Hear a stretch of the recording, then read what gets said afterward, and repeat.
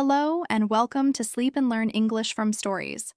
I'm so glad you've chosen to join me tonight.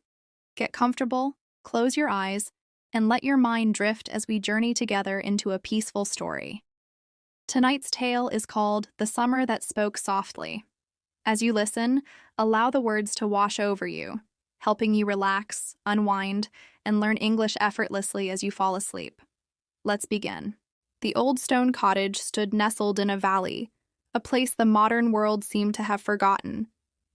This was where Clara had come to spend her summer.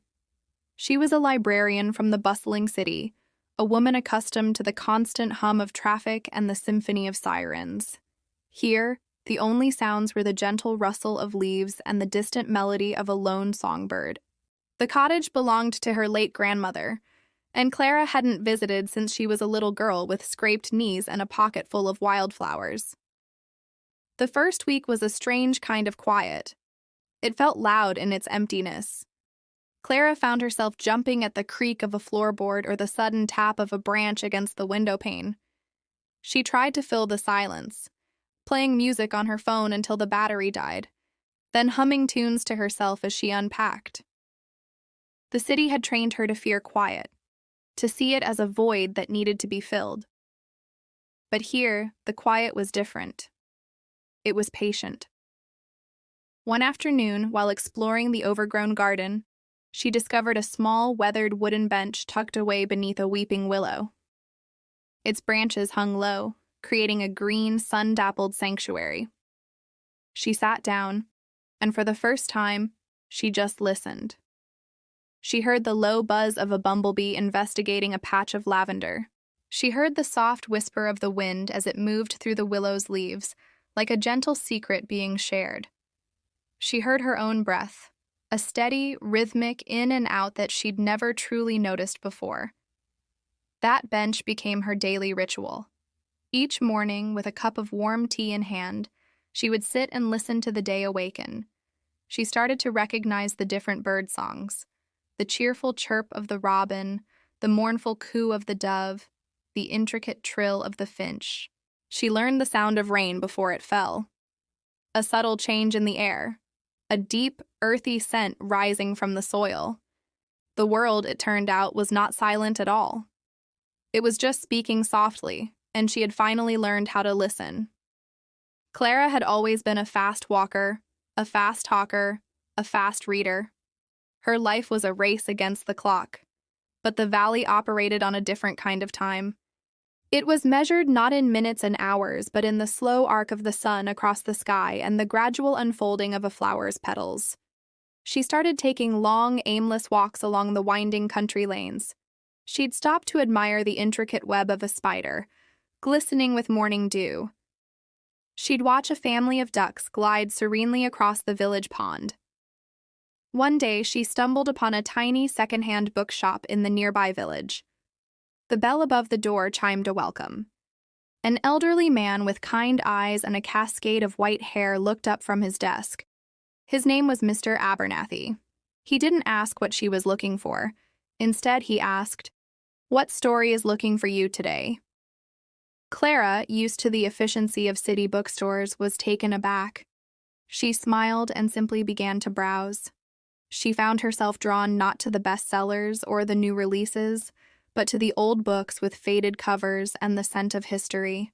She chose a book of local folklore, its pages thin and delicate. Back on her willow bench, she read the stories aloud. Her voice, usually quick and precise, slowed down, mingling with the sounds of the garden.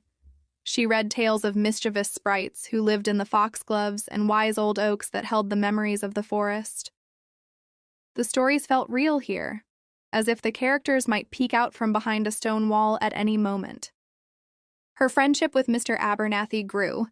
She would visit his shop every few days, and they would talk for hours, not about deadlines or ambitions, but about the rhythm of the seasons, the taste of wild blackberries, and the comfort of a well-loved story. He taught her the names of the constellations she could see so clearly in the night sky, unpolluted by city lights. He told her, "The world reveals its magic to those who have the patience to look for it." One evening, a summer storm rolled in. The sky turned a dramatic shade of bruised purple. Clara, who once would have closed all the windows and hidden from the noise, now sat on the covered porch. She watched the lightning illuminate the hills, a fleeting, brilliant flash. She listened to the thunder, not as a frightening crash, but as a deep, resonant rumble that seemed to shake the very soul of the valley. The rain fell in a steady, percussive rhythm on the tin roof, a powerful lullaby. In that moment, surrounded by the storm's raw energy, she felt completely safe, completely at peace. As the summer began to wane, the green leaves of the willow started to be tinged with gold. Clara knew her time in the valley was coming to an end.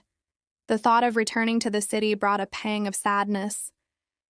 She worried she would lose this newfound quiet, that the city's noise would once again drown out the soft whispers she had learned to hear. On her last visit to the bookshop, Mr. Abernathy handed her a small wrapped gift. "Something to take the valley with you," he said. Inside was a small, smooth riverstone and a book of poetry. "When the world gets too loud," he told her, "hold the stone and remember the feeling of the river flowing over it for 1,000 years. It doesn't rush. It simply is. And when you need to hear a soft voice, read a poem. Poetry is the world whispering its secrets." Her last morning at the cottage was bright and clear. She took her final cup of tea to the willow bench. The air was crisp with the promise of autumn. A robin landed on a nearby branch and sang its cheerful song. Clara closed her eyes and listened, memorizing the symphony of the garden. She didn't feel a sense of loss, but one of profound gratitude. The valley hadn't just given her a quiet place to rest, it had given her a quiet place within herself. Back in her city apartment, the hum of traffic was still there. The sirens still wailed in the distance. But something inside Clara had shifted. The noise no longer felt overwhelming. In the evenings, she would sit by her window, hold the smooth riverstone, and read a poem from Mr. Abernathy's book. She learned to find the small, soft sounds of the city, the gentle coo of a pigeon on her windowsill, the distant laughter from a park, the rhythmic tap of rain against the glass. The summer had taught her that quiet wasn't an absence of sound, but the presence of peace. It wasn't something you could only find in a secluded valley. It was something you could carry with you, a gentle whisper in your heart, no matter where you were. The summer had spoken softly, and Clara had learned to listen, forever changing the way she heard the world. Thank you for joining me for tonight's story. I hope it has brought you a sense of calm and helped you drift off to a peaceful sleep.